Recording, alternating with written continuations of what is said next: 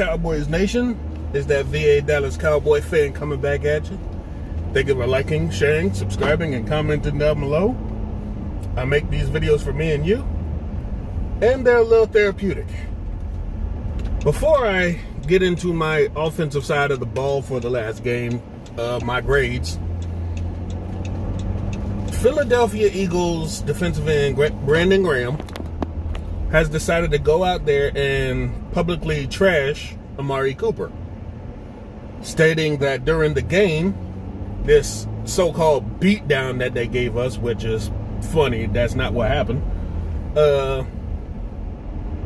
He says that Amari Cooper, due to his body language, he's assuming and says he talked to him saying that he quit, basically, during the game. Saying that he was talking to him and, you know, how they do, you know, trash talking in between, saying that Amari Cooper told him he couldn't wait until Dak Prescott came back. I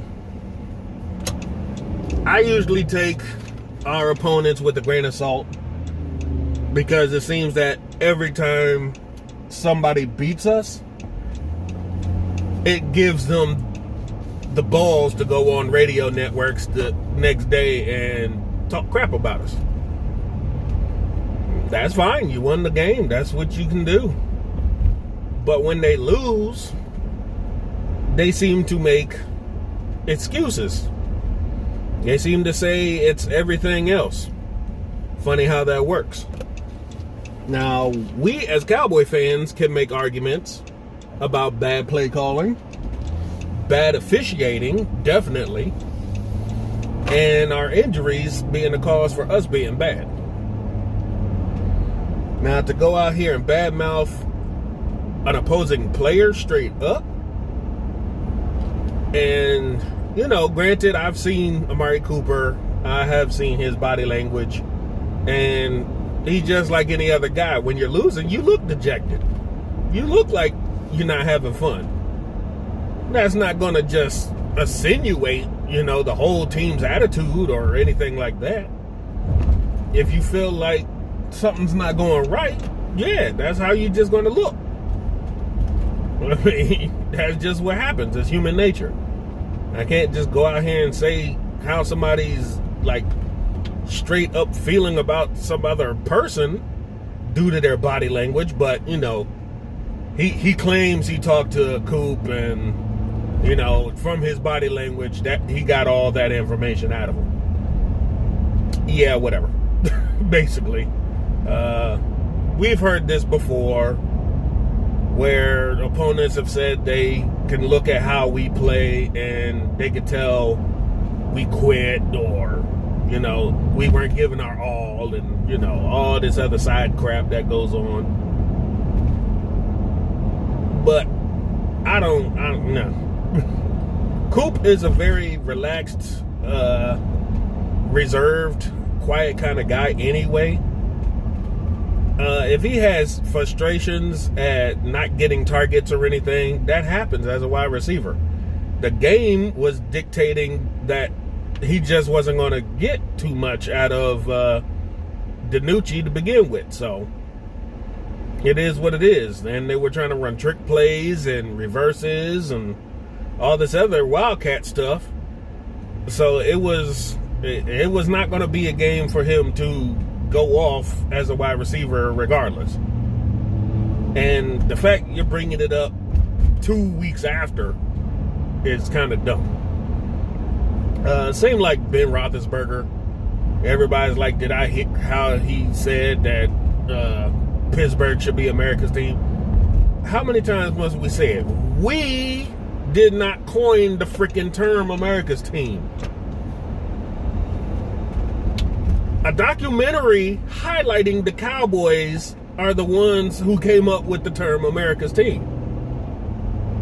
And it stuck. So everybody can step up and claim that they're America's team, but the trademarked moniker is going to be with the Cowboys for history. It is what it is. Anyway, on to our offensive grades against the Steelers. I've given us a B this time. B just for effort alone. And the fact that this offense actually clicked with Gilbert running the offense and not Dalton or DiNucci. There was a lot of things that had to happen to make this stuff work, and I'm glad that it worked.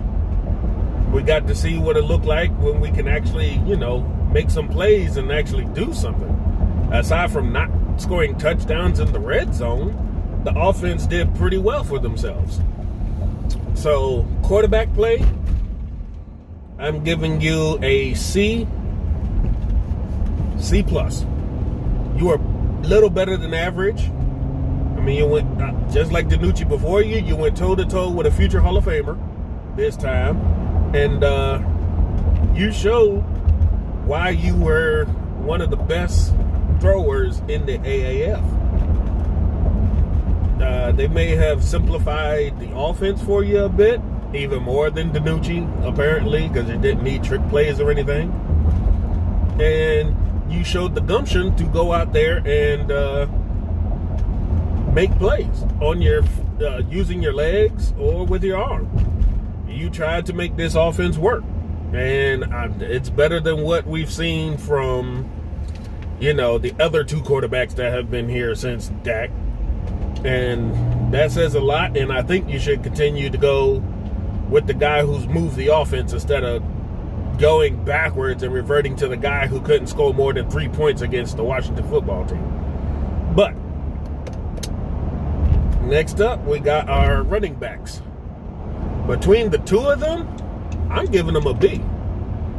They were better than average this time, and that's due to the fact that, an extra fact.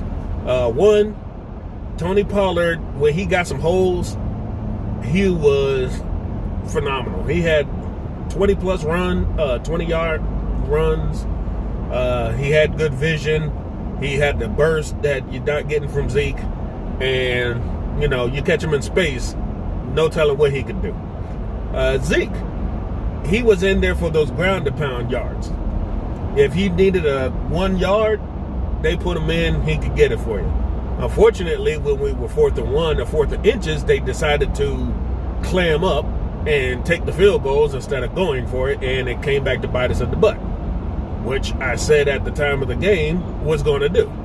Because you can't leave these teams like Pittsburgh in a game scoring field goals all the time. This is what happened with Garrett. Jason Garrett kept doing that, and it came up to bite us in the butt every time. We'd always lose, settling for field goals. And Rico Dowd, I give y'all above average because he came in to take the punt return duties away from Pollard. And with one return, he's already way better than Pollard was. He took a ball at the 1 and took that joint almost to the house.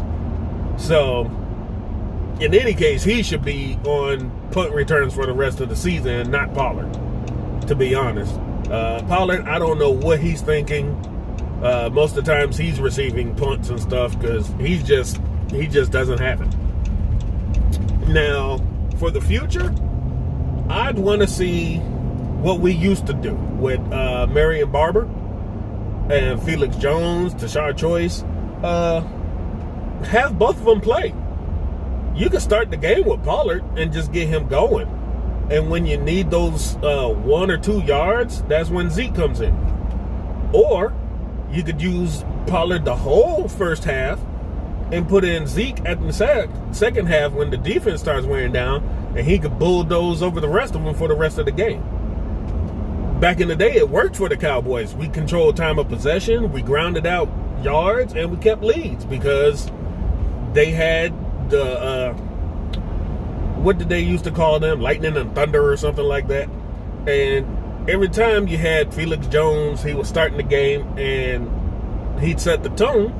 But Barber would come in and just be murdering defenses at the end of games. It was only when you had him in the whole game, starting to finish, that he started wearing down. And people have said that's what they're starting to see from Zeke. Okay, fine. We'll just have to establish a new role for him. Let's get both of these guys equal carries. We can do that. They're both good at what they do. Zeke is a little better at pass protection than Pollard, but other than that, they can both grind out some yards, especially if the offensive line helps out, which brings me to the offensive line. There was another little problem. They had to take Cam Irvin out for a play, and they had to switch up the lineup a little bit. They definitely did better this game. Terrence Steele wasn't too much of a liability. He stood up against T.J. Watt and Bud Dupree, and these guys held their ground for once. That's why Gilbert had time to make his throws. If we can get that kind of consistency every week, that's great.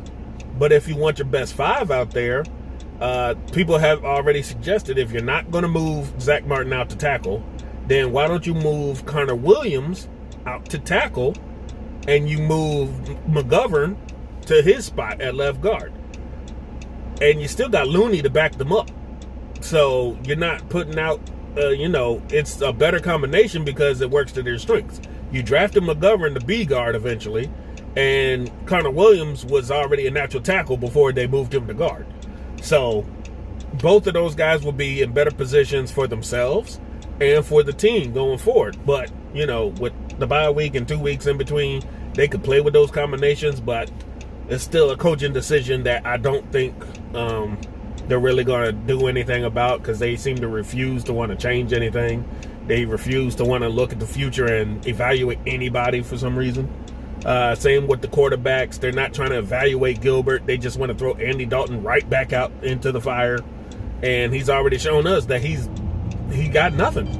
But a business move by the Joneses, taking over as the head coach apparently, has already thrown your coaching staff basically under the bus, saying, oh, you're going to start Dalton because we owe him money. So no matter what they do, you're almost stuck naming him the starter if he's healthy, just because it's a business decision, not because he's the better player, which is stupid. You're taking the ball out of the coach's hands and making business decisions on a football team. That's why the Joneses are not football guys and should not be running this organization. Next, we got tight ends. Of course, we can't say more about Dalton Schultz and Blake Bell. And these guys have shown up and doing what they've had to do consistently this year. So I like what I see from them. Those guys are definitely getting B's. As a whole offensive unit, yeah, B. They've shown that they can click better with Gilbert behind center, and that's with Biotish being out too. So in all, with the 2 weeks time we have, I think they should look at changing up the offensive line, getting your best five out there, not keep trotting out the same thing, because it doesn't always work. You should put a real quarterback behind center, not the guy that you owe the most money to, who's already shown in his 10 years Cincinnati in here that he doesn't have it. And split up the carries between Pollard and Zeke. From there, I think we got a pretty good offense, at least this year for evaluations alone. And it might actually help us win games. We have a very winnable end of the season, because we still got to face off against the rest of our division again. And other than Baltimore, there's not a game over 500 that's really going to kill us, So I think we got pretty good shots at actually winning games here. But that's just my opinion. I hope you share yours. If you made it this far, thank you again for liking, sharing, subscribing, and commenting down below. Until next time, this is VA Dallas Cowboy fans. Stay safe out there, especially if you're in the Virginia area like me. It looks like it's going to be raining starting today and heading into the weekend. So y'all stay safe out there and take care of yourselves. Till then, out.